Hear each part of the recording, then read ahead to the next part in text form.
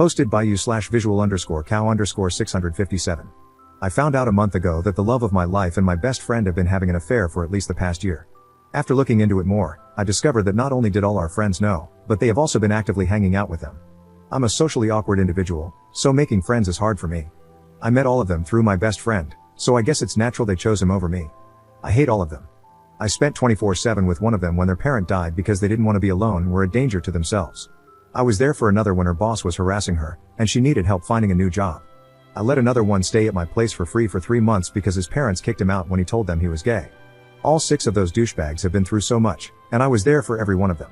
Now I realize they all just kept me around to use me when they needed me, including my girlfriend and best friend. I helped him start his business when no one else would invest in him. It still hasn't really taken off, and he still asks for my time to help him with things. I've been working day and night to help her pay off the medical bills from her surgery after she had an accident.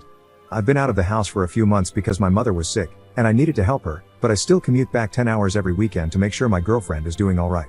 I went through her phone and saw all the pictures, flirty messages, and group chats. I saw them planning outings, meetings, and all that. I also read the disparaging messages about me, the I love yous and the back and forth between still loving me, leaving me, not wanting to hurt me anymore, and then realizing they still need me.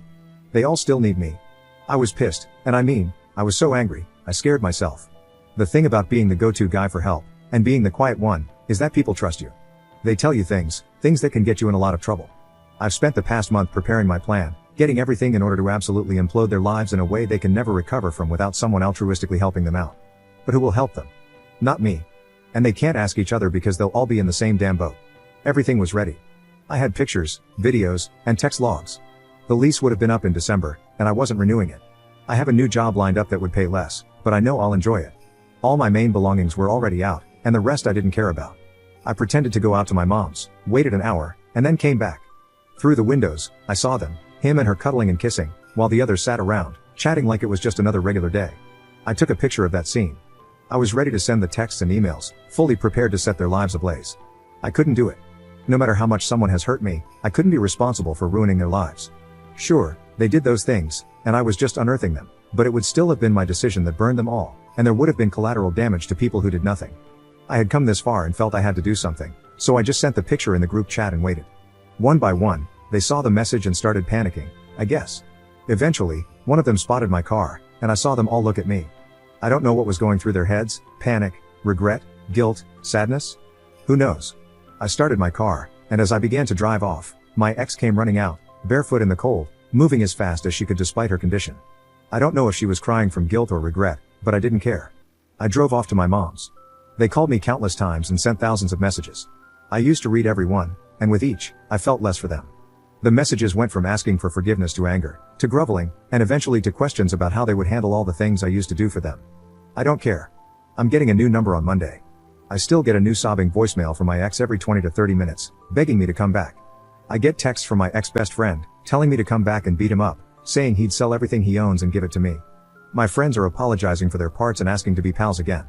I don't know what drives this, but they know I've read some of their messages. I think I'm over it. I don't feel angry anymore, and I'm glad I didn't stoop to their level. It would have never been satisfying for me. Update 11 months later. Hi everyone. I happen to remember this account, so I decided, why not update you all? First of all, my mom is doing much better and is even preparing for a 5K. Her goal is to complete one by 2025. Thank you for all your well wishes. As for me, I wish I could say everything is going great and that I'm doing amazing, or that my ex-friends and ex-girlfriend are doing terribly and are destitute. But life isn't a movie or a storybook, and things don't always work out the way we'd like them to. But it can get pretty close. I'm doing amazing. My new job has been one of the most fulfilling experiences of my life. Since I stopped paying for unnecessary medical bills and rent for a place I never really cared about, I've saved up so much money. I decided to finally invest that money in something worthwhile, myself. I didn't hit the gym or anything, but I did get some work done on my teeth. They had some minor discoloration, and when they shaped them for a crown and removed the layers, it looked like they were painted with Pepsi or something. That small change gave me a real boost in confidence. I've started buying more clothes and building outfits. I also began taking anti-anxiety meds, which have really brought me out of my shell. I feel so much better. And on top of that, I met someone a few weeks ago. We've just been talking through text, but it seems to be going well. I don't really know what's going on with the people I left behind. I've heard some rumors, but they came from a long chain of people, so I don't really trust them. Supposedly, my ex and ex-best friend are having a baby, which has caused financial issues for them, especially with the medical debt and a struggling business venture, but somehow they're making it work.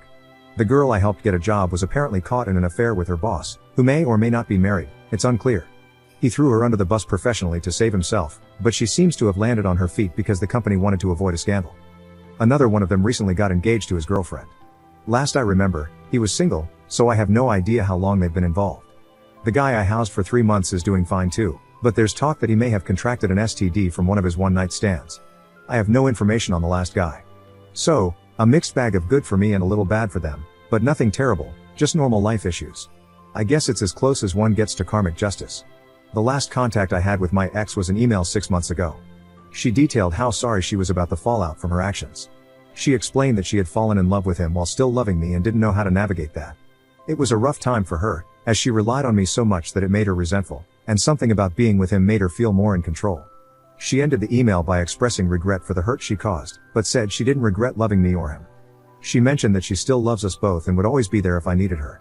I never responded because there was no need.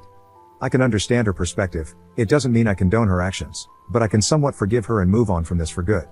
Humans are complex, and so is love. Sometimes, we end up hurting the ones we love the most. While I don't like her or what she did, I believe she truly loved us both. She has no reason to lie about that now. Anyway, c'est la vie. Have a good evening, everyone, and don't spend any energy getting upset on my behalf. Commenter. I think the photo was the right move. It left them all scrambling, sending messages as terrible people trying to save themselves. Not showing your hand probably caused a lot of anxiety, at the very least.